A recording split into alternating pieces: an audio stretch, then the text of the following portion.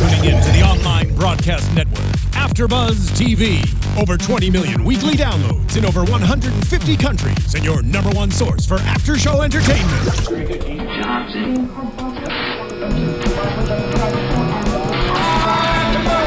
AfterBuzz TV, the destination for TV superfans, producing after-shows for over 300 of your favorite TV shows, interviewing celebrities and showrunners, and bringing you behind-the-scenes exclusives. All thanks to E! Entertainment's Maria Menounos, producer Kevin Undergaro, and internet leader Akamai. Now, let the buzz begin! Here we go. Hey there, AfterBuzzers. Welcome back to AfterBuzz TV's Halt And Catch Fire After Show. We're here. We are breaking down Season 2, Episode 8, Limbo. My name is Isaac Johnson. You can follow me on Twitter at Isaac Johnson. You can also tweet at us during the show, hashtag ABTVHACF. And joining me, as always, is our lovely co-host. Thank you. Thank you for calling me lovely. Yes. Dave Abed. You know, I thought today, instead of plugging my Twitter handle, I just want to say, you know what? Give someone a hug today. Yeah. Why not? There isn't enough love given out. So, guys, my Twitter handle is GoBlueDave, but in side note to that, give someone some love today. Yeah, and let's give some love right now to our guest on the show. You know him as Bodie. His parents, I believe, know him as Joshua Hoover. Josh, what's going on, man? Not much. Thanks for having me, guys. Great to have you, dude. I'm super excited to be here. Yeah, Thank you. Yes, we're stoked to have you here. And as you said, your family is listening, so hello to your family. Oh, hello. Hello, Yes. and we love you. Great job on raising Mama your and son. Daddy Hoover, hello. Hello, good to see you. Folks, if you're familiar with the YouTube, you should be watching on YouTube Live right now, maybe. But head over to youtube.com, AfterBuzz TV, subscribe to the channel, like this video, share it with your friends, leave a comment, all that fun stuff. Comment on my shirts or my hair or my breath. Yeah, I don't know that they can smell your breath. They haven't done that yet, but I want more feedback. Yeah, I want more validation. All right, so, Dave, how'd you feel about Limbo? Again, you know, we say, especially these last 3 weeks, we say they, you know, keep getting better and better. And I have to say, this one, I feel like, left me very satisfied. Really? I think so. I mean, sexually not that satisfied. Okay. But, No, didn't think you were going there, but no. But I saw it in your eyes. Story-wise, I did. The Joe stuff was awesome. It was awesome. Like it started. What was great about this episode? It started with that Jacob scene. That was the first scene, right? Yes, sir. And you just knew something is up, and you didn't know what it was. And then, obviously, tons of other awesome stuff happened, but great payoff at the end, and you're like, oh, crap. Yeah. Josh, how'd you feel about it? I'm so excited. Yeah. I loved. Can't wait to watch it again. I'm gonna go home and watch the DVR again and see what I missed. But I You had seen this episode before? No, I've never seen this episode. Yeah, I read the script, but I think that I missed some script revisions because there was stuff in there I was like, what just happened? Yeah, exactly. Yeah, man. Well, you were telling us kind of that you guys had, like a couple screenings at the beginning of the season. You talk about that a little bit? Yeah. We saw the first episode with, like, cast and... There's a lot of fanfare. Nah, it wasn't as big as, like, everything you think it'd be. Right. Like, it was much more intimate, and it had, like, all the producers, and, like, Vince Gilligan was out of them, and I was like... What? I made a video with him. You guys should check it out on Instagram. I went up to him afterwards. I was like, we just got out of the Halt and Catch Fire season premiere. I'm going to find a random person and see if they liked it. Hey, random person, what'd you think? And he goes, it was awesome. Nice. Yeah, nice. Well, what is your Instagram so people can check that out? At Flavahoove. FLAVAHOVE. And that's also your Twitter, right? Mm-hmm. Awesome. Well, I loved this episode. I thought it was so good. So good. I like it. Well, the last episode, we kind of had a lot of the characters being like, finding out kind of who they really were, and then in this episode, we had them almost at their highest point, only to be taken to probably the lowest point they've been in this entire season. So, some real emotional stuff. Real slip of the rug, or whatever that's called at the end of the episode. Yeah. Now, when you read these scripts, you know, especially these ones with emotion, you know, there's high drama, high emotions. Are you constantly surprised by what you see on the screen in terms of how the actors make it pop? Does it often change your perception of when you first read it, or does it go along with what it seemed like in your head? Absolutely. I like think of it one way, and then Kerry Bishé or Lee Pace or Mackenzie or any of them, Scoot, like they blow me away. Toby especially, just because it's like, okay, you hear the way he talks, right? It's like, okay, that's Toby Huss, that's John Bosworth, he kills it. But man, reading those scripts and like thinking what is gonna happen, or just turning the page, because we'd almost like get them at the same time, like while we were in our trailers, and we'd be like, dude, did you just see what happened? I'm not there yet, shut up. Wow, nice. That's like exciting. Getting married. Yeah, super fun stuff, man. Well, let's start talking about Cameron. Cameron and Tom had a really lovely moment this episode. Tom dropped a little L-bomb on Cameron. You saw in that scene where he's going off on her, how she's kind of like, being usually like defensive Cameron. Yeah. And then when he drops the L-bomb, she just stopped listening. And you can see that she's like, love? Really? Yeah. Yeah, and I thought that scene was really well written because they really pointed out how Cameron is a person that just likes to, flee when things aren't going well. She doesn't know how to handle a fight, so her answers were, quit or break up. Yeah, are we breaking up? No, we're just having a fight like people do. Right, and I thought that was so emblematic of her character. I mean, obviously she never wants to quit Mutiny, but you see that often. She's just running or has these huge almost... ideas that don't make sense or over the top. So I thought that was hidden well within that I love you. And then she wouldn't say it back, obviously, later. I loved Tom. I loved Mark in that scene. He was so good. Like, you're going to make it so weird if you don't say the words back. Say it back. That was the bigger part, because they get to that point in the story and you're like, she's going to say it back. Oh, she's and not then that awkward hug with like her thinking in his arm or whatever. And not to mention... Mark O'Brien, you look pretty sick in that costume, Doc. Yeah, no. You look like a man. You rocked it, man. So what do we think? Like, why didn't Cameron say it back to him? Well, Is don't she you just think scared? it's a little... Also, like, you can't tell someone to have them tell you that they love you. Well, no. It's a little presumptuous of him. Just say it. Yeah, but it almost seems like they feel the same way about each other. Up until this episode, I started thinking, like, wow, is there a little trouble in paradise here? But then as soon as he drops the I love you on her, and then, of course, that's going to make things weird. I don't know how that's like for you guys, if you've ever dropped that, or been the first person to drop that. It's always scary because it could be a little time until they say it back. You want them to mean it, but you also want to hear it right away. I often do like a 2-week before primer, like there's something that I've been thinking about. I'm not going to say anything, but there's something that's on my mind. Then I gauge their reaction from that, and if it's terror, then I just abort that whole idea and wait. That's why Isaac's married and I'm not. I say he says that to you. You have 2 weeks. You have 2 weeks to decide where this relationship is going. No, I say seize the moment, Dave. Go with your gut, man. Carpe diem.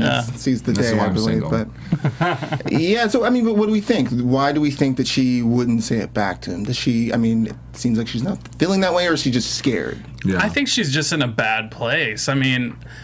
I saw Trainwreck years ago, and Bill Hader has a scene where he says "I love you" to her at her dad's funeral. I don't know if this is spoilers or whatever, but it's just like that's the worst time to say that, and it's kind of Cameron's perfect storm of how bad everything is for her right now. I mean, Bodhi is not a fan. You know what I mean? Like, I thought I was getting canned right as soon as that episode aired, but it was just like, there's so much tension in the house. There's so much, like she said, everybody in this house hates me. So if you want to break up, you want to do whatever, get out of here. True. Yeah.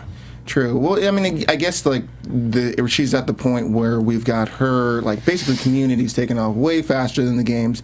How many gamers are here today? Everybody, raise your hands. Why don't the three of you go stand in a corner over there and have a nice conversation? Yeah.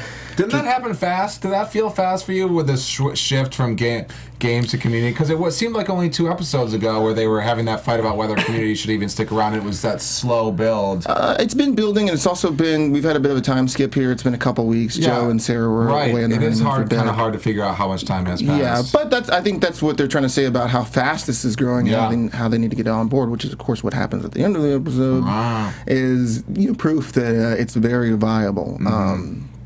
I don't know. I'm interested to see where they're going, Cameron and Tom, but I kind of get a bad feeling about it. Like, not the greatest feeling about it. So, Well, she had like 5 different emotions in that close-up on her face within the hug. She was happy, then sad, then happy again, then contemplative, but then it ended in depression. A great display of emotion there from her. I got a feeling it's like, well, maybe she just like at everything else. When like when you want something so bad and it finally comes, you finally get it, and then you're like, oh man, is this what I really wanted? Even if it is, anybody? When I buy Snickers, that's how I feel. I was like, I want a Snickers, and then I eat the whole thing, and I think I don't feel great, and I could have not eaten the Snickers. That's what I was gonna say. Like after the 3rd Snickers, I'm like, it wasn't that good. Yeah, or the whole pizza. Yeah. Well, I was trying to go somewhere. I was trying to go somewhere. Our own food conversation. Yeah. I was trying to go somewhere deep with it, but you guys are not on board. That's cool. That's all right. No, I mean, I get what you're saying. I totally get what you're saying. There's a lot of stuff going on behind those beautiful eyes. Yeah. Is it hard to talk about this because you know it's coming up? It's not hard to talk about it just because I kind of forget everything. Okay. Yeah. Okay, good. So I do know what happens, and I do like.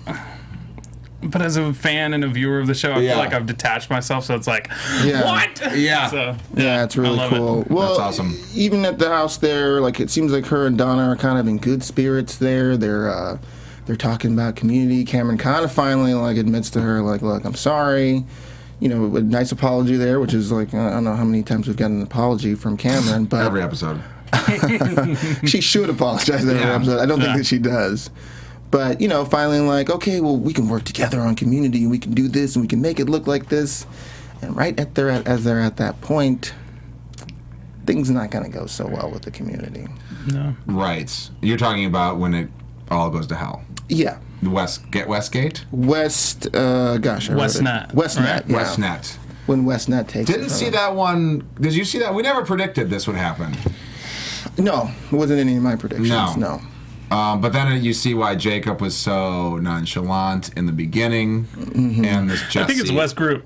West Group? No, West Group is Jacob's company. Okay, Westnet. Okay. I wrote it down. Come on, Isaac. Yeah. Westnet. Yeah, Westnet is who stole Mutiny. Cool. Gotcha. Okay. Yeah. Yeah, that was a curveball. Even reading the script, I was like, what? How did they get back from that? And the way we never got to see any of the graphics or anything like that, so it was really cool to see them do the Mutiny, and the Mutiny homepage looks so cool, and then the rip-off page looked exactly the So same. you guys are staring at like a green screen there or something? No, they black. It's just a black screen, and then they computers, just put the stuff on there. Shout out to all those digital effects artists. Y'all are doing good. Yeah. It's basically like you, and it's like acting in Jurassic Park. Basically, it's looking at those black. Yeah, it's like you're. I'm ready for the next one. We're saying he's available for the next Jurassic Park. Chris Pratt. There he is. We've met before. Wait, come on, you guys had that fun moment at the party where you high five. At the Grove, man. Remember? Remember? We're like, hey, we're famous. Let's talk. Awesome. So yeah, I mean, what were your feelings about that moment? It was hard. It was gut wrenching, man. Gut wrenching. Well, yeah, it was just it just felt like a real sock in the gut, man. Like, oh gosh. I mean, you kind of know there's like 10 episodes, so we know there's got to be an arc here, and we've got to take them to their lowest point at some time. It still isn't fun when it happens. It's not fun. Yeah. So let's talk about Mutiny throwing this big old party because all the users are. It's basically like a community event for community, which is, I don't know, maybe ironic. I don't know. No, I think it's just actual. Just actual? Yeah, it's just actually what's happening. It's hard to call it something else, I guess. Yeah. If it was called Party and they threw a party, would that be... I guess that would be ironic. Yeah, I guess so. Do you fight having parties just to not be ironic? If you live in Silver Lake or Echo Park? I live in neither of these areas. Okay. I live in Echo Park. Right, we live Yeah, what's digs over here? Yeah. I know you guys don't have parties if your house is called Party over there. Yeah. No, that party, I want to be at that party. That party was super fun. Yeah. Dancing. I mean, I don't know. Our background players do not get enough love, like our coders and everything. You guys saw Sam Lazarus's tugboat with the what is it? The sombrero on his head. Oh, right. He was hilarious. Your great ice move where all the ice fell out of the bag before it happened in the That was cooler. from our amazing AD Iron. I was just like, dude, do you think this is funny? He was like, do it. Nice. Yeah. I love that. And fun little side note from our audience is that you guys don't shoot. It's not the same house that you see from the outside. Yeah, the you were saying inside. that. I just noticed that because I was like, oh, we're all going to come out of there, but they cut away from the shot pretty quickly anyways. Like if you have the moment where it's like all the first users are showing up. You see right inside that door, it's just like 10 of us. Because we're all supposed to pile out of the house and it's not a practical house. We don't shoot inside that actual house. So you shoot somewhere else. It's a lovely house in Georgia that we do all the outdoor location stuff, but then we film the inside of the house at a soundstage. Oh, interesting. Yeah. Wow, that's really cool. Do you get your own condo in Georgia when you stay? Your own apartment? I actually had family down there, so I just chilled with fam. It was really fun. Nice. Yes, really big thank you to my uncle. Shout out Uncle. Uncle Georgia. John. John. What's really cool is that Bosworth's son shows up. We saw him back in episode 2. Very tall. I'm pretty sure. Mm-hmm. Yeah, he's a tall dude. But seeing him come back into the picture there, I mean, I was kind of wondering when they were going to bring that storyline back. It seemed pretty important in episode 2, right? Yeah. Yeah, okay. So excited to see him back. Also really excited to see Lev back out of the hospital. It's been a couple of weeks. You give him... pretty excited. Yeah, I was pretty excited to see him. Wait, should I give you... you look so fragile. You did look fragile. Yeah, I dug all of that, but in a more important moment where Cameron's still kind of like, oh, nobody wants to play my games, Worst speech of all she was time. doing the copywriting. Right, Yeah. which I know maybe should have been done a little sooner. Yeah. But she's inside doing her thing, and I'm like, gosh, why won't she just go out and enjoy the party with everyone else? But then when she finally does, she runs into Gretchen there, and Gretchen gives her a nice hug and a bit of a cry, and you see her finally get it, man. That girl was so good. Yeah. She got cast because she can make those tears flow at any moment. Mm-hmm. I was sitting in the holding area with her, and I was just like, "Oh, you have a cool scene or whatever," and because I would totally forget what we're shooting the day of. Right. Prepared actor. But yeah, she acted that scene so beautifully. I actually stood behind the camera and watched that scene over and over again because that girl was really good. Oh, nice. Yeah. That's awesome. Yeah. And a big moment for her as an actress, I'm sure. Yeah. How'd you feel about it, Dave? All those local Georgians. That's right, those Georgians. I'm going to move to Georgia tomorrow. I'm going to stay with your uncle if he doesn't mind. I mean, I think my biggest take, obviously that scene I think was finally how does she understand what community means to people? Get a co-star to explain it. And then horrible speech, obvious. I thought the weird speech was... Cameron's speech. Yeah, Cameron's speech was kind of weird. Why can't she just... It's supposed to be. I mean, she's always. I mean, she's fighting being the boss half the time, but then it's my company, that sort of thing. But she's very introverted as a character, though, too. I don't think we've ever seen her in a public scene. Maybe season 1, a little bit more, but with us, she's very open or whatever in the house. But you guys are her tribe or whatever you want to call it. But it's racist. It's not racist, Dave. Okay. Hey, I'm one of them. Right. Okay, sorry. I'm sorry that he offended you It's like that. It's codist, if anything. Right. Yeah. But yeah, the midnight speech was just so half-hearted. We got Donna up there hey, everybody, let's go. Here's Cameron. We have a new game. It's called... Bosworth calling her out. Great start. Yeah, I love him heckling her. He's so funny. Is that on page, or did he just do that? I'm pretty sure that wasn't on page. Yeah. Oh, wow. Yeah, Extract and Defend is the game, which, of course, we got Tom all dressed up, ready to go. It was nice. No, Tom. They actually had another scene. Maybe you guys will get to see it in DVD extras or whatever. But the proposal we actually filmed too. That was a fun little scene, and another great actor by the name of Flamethrower. That was his character name or whatever. That was his screen name. He had a really cool proposal and proposed out of a baseball. Oh, it was an opening baseball case. Nice. Do you think his family had a party today to watch him on this episode, and then at if the it end did he happen, cried? Don't worry, man. You'll get another one. Right. And I've been there. My first episode of CSI New York. Yep. Got the MLB playoffs. Wow. Canceled my premiere party. Oh, yeah.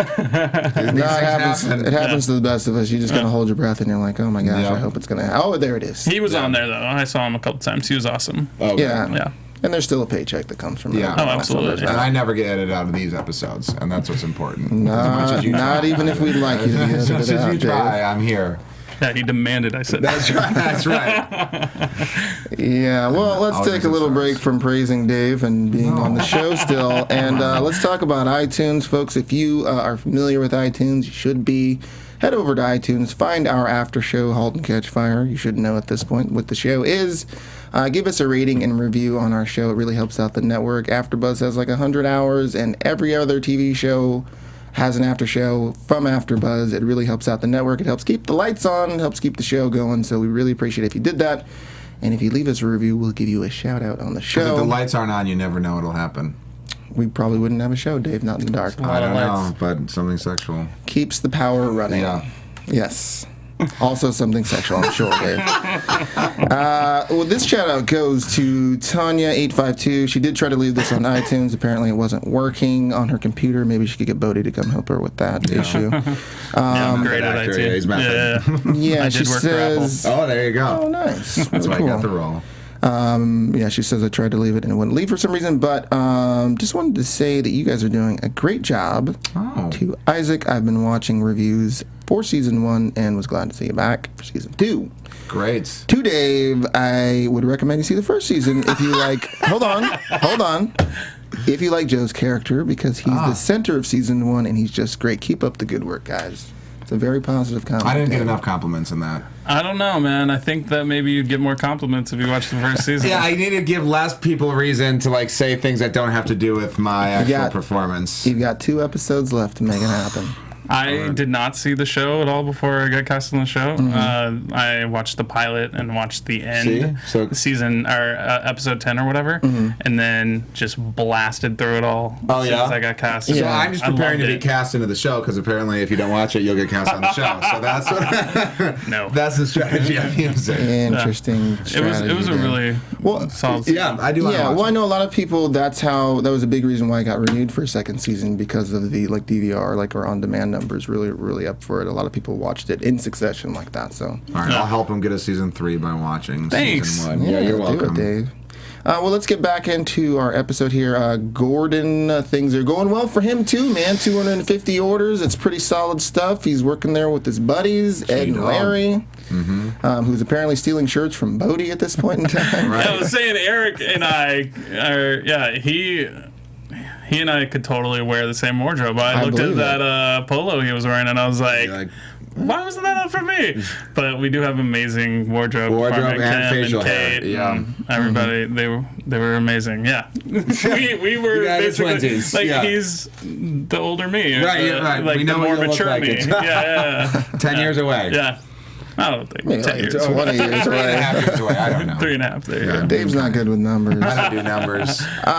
But, so Gordon, him and the boys it seems like things are going well, but at the same time, Gordon's still having a lot of relapses. He's got that weird sort of like either nightmare or vision of Julie I did not coming into his that. house. Man, that felt creepy. I was like, man, who's coming in his room? This is too creepy to be one of the girls. And Halt is not a big show to do those exactly, memories or whatever, and I was just like, is this happening right now? Yeah. I totally forgot reading that. Like dream sequence? How do we feel, Dave? I mean, I thought his whole arc on this episode was disturbing, obviously. I mean, it's... you don't trust him at all anymore in terms of what his actions are going to be, where his sanity is, and obviously I thought the episode arced nicely for him, where you have these little delusions in the beginning where you're like, oh, okay, this is not good, but he's still based in reality, to obviously at the end where you can't really trust him, almost to be it's almost like Donna's mom, what she had said kind of came true, actually. Well, and I think also he so desperately wants success for his company. I mean, he had success at Cardiff Electric, but it wasn't exactly what he wanted, and no one really recognized him for it. Now this is his baby, Clark Computers. He's got his name on the box, even though he's not putting the parts together correctly. You think that would be some sort of quality check before they go out the door, but who knows? I don't know. He's got a lot going on. He's got a lot going on. So it was cool to see, well, not cool, I guess, but like... It was just interesting to see him further and further slipping to the point where he's now at Stan's house because, JGL Computers, he sees that ad in the magazine. They basically ripped him off too, or he's been ripped off by somebody. We still don't know who that is. I don't know if you... We probably can't say if you know who it is. Yeah. I don't remember if I do know, but JGL is Joseph Gordon-Levitt. Yeah, I know. Yeah. That guy, that Don Juan, stealing things again. Yeah, nice, Dave. Thank you. He hit record and recorded all their stuff. I hope that he's in season 3. Yeah. I'd love to see him on the show. Yeah. But we got him in Stan's garage there, kind of creeping around. Stan's got a great mustache, obviously. And that pop collar. I don't know if you guys saw the pop collar. I was like... Stan, Randy Havens. Yeah. He's hilarious. He's one of my favorite actors on the show, supporting wise. And that whole scene with calling the cops and everything, I was like, Gordon was brilliant in that too. Or Yeah. Scoot was great. Yeah, he's really kind of losing his mind there. Maybe he popped the collar because he was out in California, but like you saw that, like, okay, he's back in California. And Gordon's like, why are you back here? He's like, well, dude, because I'm not 25. You know, I can't be out there doing the same thing as they're doing, so I came back here. But like, for a minute there, I thought, man, is Stan poaching his boys there? Like, Ed and Larry come to him. I never thought that. No? What did you think? I didn't know what was going on, but I could just tell that Gordon was just like out of his mind, and it just didn't make sense story wise. I guess it was a chance, but obviously they used that moment as a device, and there was something thematic through this whole episode was the younger generation taking over and these people, the older people, being pushed out, not necessarily against their will, but they feel on the outside of something looking in, even though they're just as smart perhaps. But same with today, people are just going younger. Sure. Well, it does make sense that Stan called the police. There's somebody. Yeah, absolutely. Yeah, I love that he had a bat. That's such a dad thing. Was My that a dad bat? always slept with a bat next to him. Yeah. Do you sleep with a bat next to you? No, I don't. Don't call your wife a bat. That's offensive. Thanks for all this great relationship advice, Dave. Taking notes. Taking notes. Write it down. It's Don't a big wonder call her a bat. why you're not in one yourself, Dave. I know.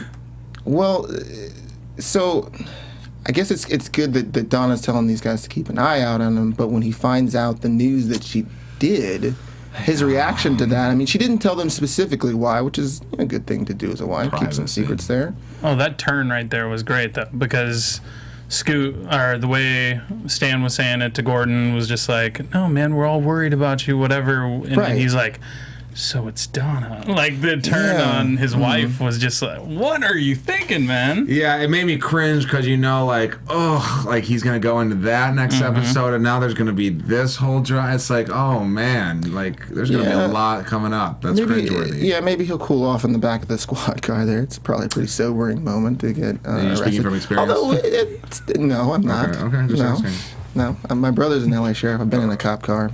As a ride-along.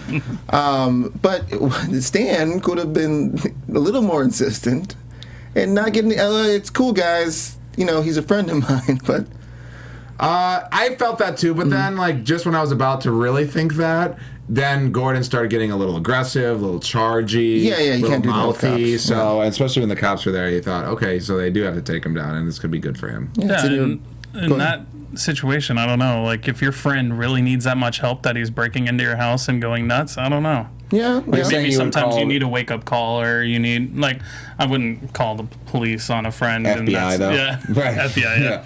Investigate this for me. Yeah. So you're saying if I broke in your garage tomorrow, you would call the cops on me? Absolutely. Oh, okay. Well, good to know for me and other fans out there. And I don't have a garage. Listen, I don't know what kind of serious regular money you're making. I have one or two garages. Serious regular. Right. That's right. What's that? Listen, whatever you put on your resume is up to you. I'm not going to tell anybody. I'm Emmy nominated, by the way. There you go. If the show wins, you're up there. Yeah. Even if it's just for best title sequence. Season 1, yeah. I was not in. Not in. That's okay. All right. You guys having a good show over there? I didn't know you were still here. We're editing you out of this episode. Hey, it's hard to tell, isn't it? Yeah.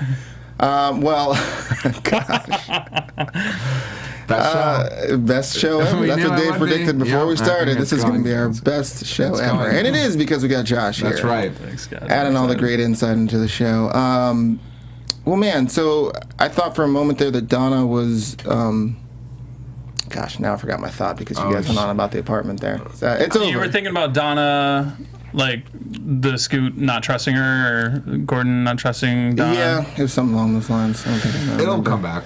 Well, Kerry Bishé is amazing. Yes. Donna. Holy She's more cow. beautiful every episode as well. Yeah. Well, do we think it's an overreaction on Gordon's part to start mistrusting Donna there, or is it maybe just more of the brain stuff going on? I've got it as a brain thing that there's no reason to distrust her in real life. Yeah, it's a brain thing, but I also think because he's hiding something that he's turning up his defenses like crazy, Right. Like the Jules stuff was crazy, but turning on the person that you've done something bad to is the easiest way to treat that, right? That's true. And the show is forcing us to remember the affair and forget her abortion. Yeah, it doesn't seem like she's necessarily thinking about it, but it's interesting that obviously Gordon told her about the brain stuff, and she didn't tell him about the whole abortion thing. But when she finds out about it, her reaction is to start requesting time off of Mutiny, which is a very caring thing. But we still got to see if Gordon's going to drop the other shoe on the whole infidelity thing. With the way his brain's working, he could just like start talking to, what is the girl's name, Julie? Julie, yeah. To Donna or something, right? I mean, he could just have a total brain fart. Yeah, that could happen. With that dream sequence in it. Yeah. Right, Or you could talk to Lee about it. Right, Yeah, you could. Who's Jules? Right. Yeah, it's Jules, Gordon. Nobody. Anyway, what are you doing? Yeah. Well, speaking of Joe, let's start talking about him, because we got him... Joe, you said? Yeah. Okay. We got him in the worst way at the end of the episode. Man, well, let's talk about that scene off the top, because that scene, you were talking about being there for it. Talk to us a little bit about that. Yeah, I mean, I tweeted it. I was like, Lee Pace deserves an Emmy for that scene alone, I think. That was the best acted scene I've ever experienced in real life, or whatever. I joke with Mark, Tom, or joke with some of the other coders and be like, dude, it's just acting, chill out. like those intimidation stares that he gave, or just like the way he was still rolling on MDMA or whatever he was still like coming down from. Like there were so many layers to him as a character right then, because he was trying to convince his ex-girlfriend or ex-lover that he didn't just screw her over royally, but that he was moving to California. He just got married. He's high out of his mind. It was, and the way he took it to Jesse, like, I wish you guys could see every take that he did, because it was just like, sometimes he'd just be like, oh, it's this guy, Jesse. No, Jesse. And then like, just the way he would, it was a new show every time, you know? Right, and it was just like, dude, you were so good. Yeah, well, that's really good. I mean, there's like, why would Cameron trust him in that situation? With everything from last season, that's what he would have done to them and to her. He would have been looking out for his own interests. So it's, in him trying to become this really great, authentic person and honest, and he even gives her the warning last episode, don't sell the company. What would it look like other than him setting them up to have everything taken from them? That's the reason why she doesn't trust him for a second. Even when Donna asked her, do you believe him? She said, not for a second. Yeah, I mean, it was tough to watch, because obviously you know what he's going through personally, and there's a big part of me that was like wanting to scream like, well, why would he? I mean, from their point of view, like, why would he just show up? I guess he's so manipulative. They think maybe he would do it and then show up to say.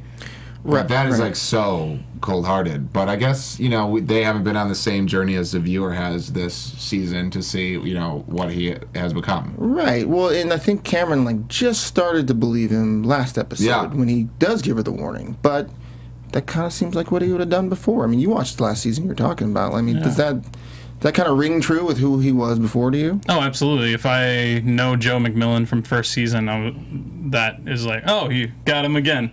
Right, right. Joe wins. That's what it seems like. So, well, and also, I mean, they can probably tell that there's something going on with him. He's pretty sweaty there, and he's all white, little Miami Vice or whatever that is going on there. So Miami Vice, and club scene and all the kissing and everything. A lot of orgies and Does that remind you of college, Isaac? Where'd you go to school? Right. Yeah, that school. That school, that MDMA school? Yeah, MDMA. Got my BA from there. Cool. Awesome. Yeah, man, that was.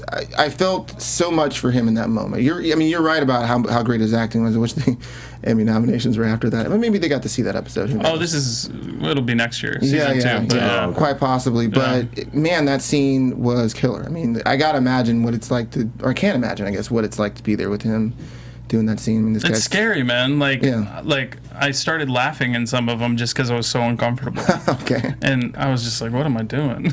But it was like, dude, you scared the crap out of me. Yeah. Is he the type of guy that stays in it between takes, or is he able to come out and then go back into it? I think he stays in it. I don't really talk to him that much, especially when we're filming stuff. Right. But in sitting in chairs and stuff, he's one of the coolest guys ever. Yeah. But when we're shooting, we just kind of focus on the scene. I mean, we have Bosworth and Toby always messing with us, and we have fun with that. But like the same thing. They cut so early a couple episodes ago when he finds out that we faked the computer on him. That was one of the most intimidating things I've ever filmed too, because they didn't show it all, but they threw tables. He was going nuts, but Lee Pace is incredible, man. Yeah. I didn't realize he was in the Hobbits until I IMDb'd him and realized that's Lee Pace. Yeah, he also has the power to destroy the galaxy, or used to, I think. But that's the only thing I've ever seen. Through his eyebrows. Like, what? Really? Yeah. I didn't know him except for Ronan. Yeah. Ronan? Guardians of the Galaxy. The Destroyer. Was he the tree? No. Yeah. He was the tree guy. Wow, He's Dave. also in Fast and Furious. Oh, wow. Yeah. I only saw that's a tree. No. Josh, that was good. That was good. There's a movie called Guardians of the Galaxy. There was a character called Ronan the Accuser. He was blue. He was blue? Yes, he was the main villain in Guardians of the Galaxy. That was Lee Pace. I don't remember that part. Okay. Wow. That part was scary. Wow. Good stuff. Well, okay, so we got him with Jacob in the beginning of the episode here. He drops the news, or him and Sarah both drop the news on Jacob that they went away and got married, which, any father, like, oh, great, you married my daughter. Let me tell you this, guys. This is my advice. Talk to Dad first. Did you do that? Yes, of course I did. You talked to your wife's dad? Yeah, of course I did. What was his response? No. It was yes. I married her, Dave. We're married. I didn't know if he was a rebel. No. He got to see it. Yeah, he came to the wedding, gave her away. It was sweet. Nice. You guys speak? Yes. Okay. And the reason I went and talked to him. Well, the reason you go and talk to the dad, and we'll tie this to Joe, is that you're going to have a lifelong relationship with this person. You might as well start it out on the good foot by talking to the dad. Now? Yeah. It's great, man. He's a nice guy. You guys give him a shout out? Is he watching? Jerry? He's probably not watching. You guys' relationship isn't that good. He probably doesn't know what the internet is. I don't know. He did not mean that. I don't mean that, but they do live in a cabin in the mountains. So that's awesome. Yeah. So they probably don't watch the show, but he did watch me when I was on an episode of Council. Good. What? Nathan Fillion was out. Yeah. Awesome. He's so great. Anyway, so Jacob's taken that news pretty well, right? I don't know. I felt like they were going punch for punch and who can be more. Right. Well, I mean, it's like you said at the top of the episode. We know that he's kind of like, okay, good, Godspeed, go out there and marry. Well, let me give my daughter her husband back. And I'm like, no. And also, let me bring in my new puppy, Jesse. Here he comes. Skylar Aston, Pitch Perfect. The only guy that might have been able to hook up with Anna Kendrick that's on that show. So that movie you've seen.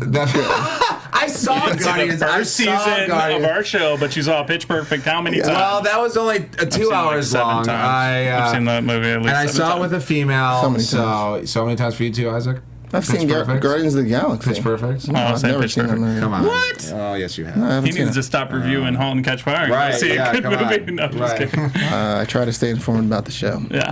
That's too bad. But, so we got Jacob there. He's, kind of letting them go there. And then, obviously, we find out that the ultimate reason is Jesse's been brought in to just steal as a Mutiny. swiper. Swiper's been swiping, as they would say in SpongeBob. Wow. That's Dora the Explorer.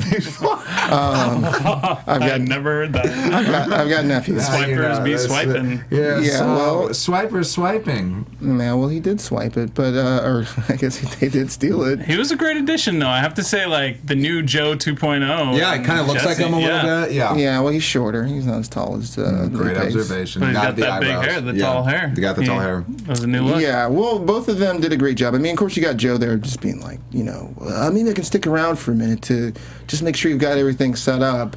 I don't know if at that moment that Joe knows something underhanded might be going on, or if he's just, this was the thing that I was building, and now it's going to take off, and I'm going to go to California, and I don't know. What did you guys get? Did you get that he knew early on, or was he just missing being involved in this? I thought he was mainly missing, but I thought, especially in that first scene, you could see something in his eyes like this feels wrong. Yeah.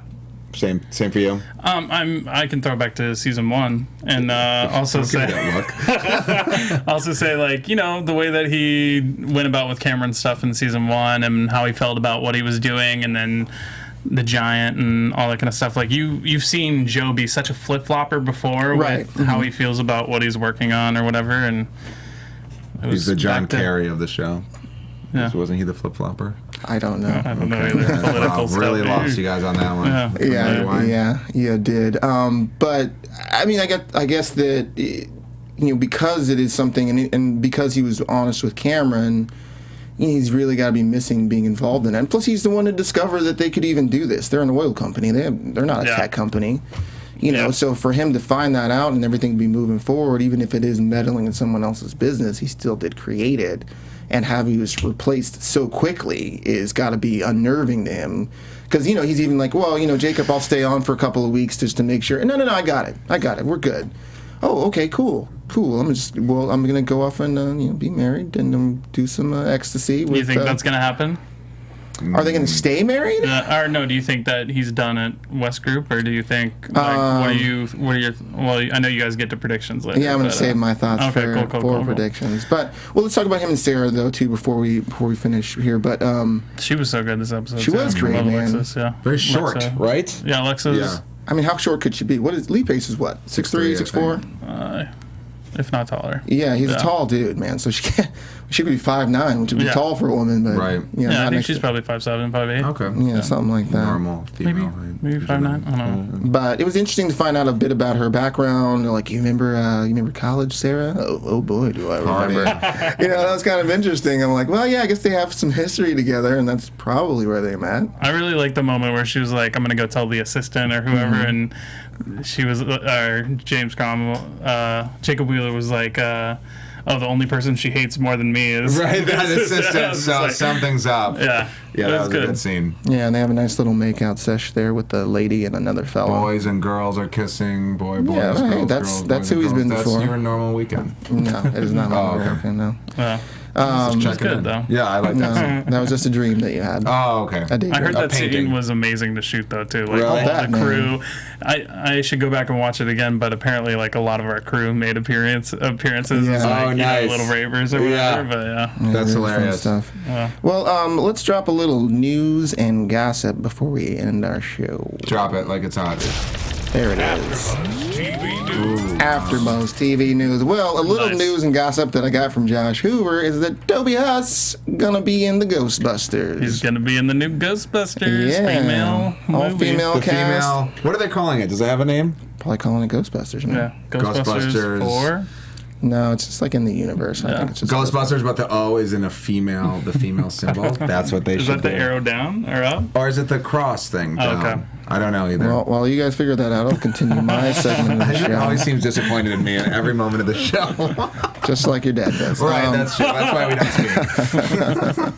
speak. Also, the other news and gossip is the Emmy nominations are out, and Halt and Catch Fire has been nominated for most outstanding title design. So, hats off to Patrick Clare, Raoul Marks, Eddie Harrington, I'm saying that name right, hopefully, and Paul Kim, all nominated for designing that title sequence, or the main titles there. And we had a bunch of editors that got nominated for like Better Call Saul and stuff. So it's like on other still shows. in the same family. It is still in the same family, which is cool. But like, oh man, I wanted like the music and you know obviously the acting, especially Kerry Bishé because she's my favorite. But let's head into some predictions as well. Let's do it. Yeah. Your AfterBuzz TV predictions. Ooh.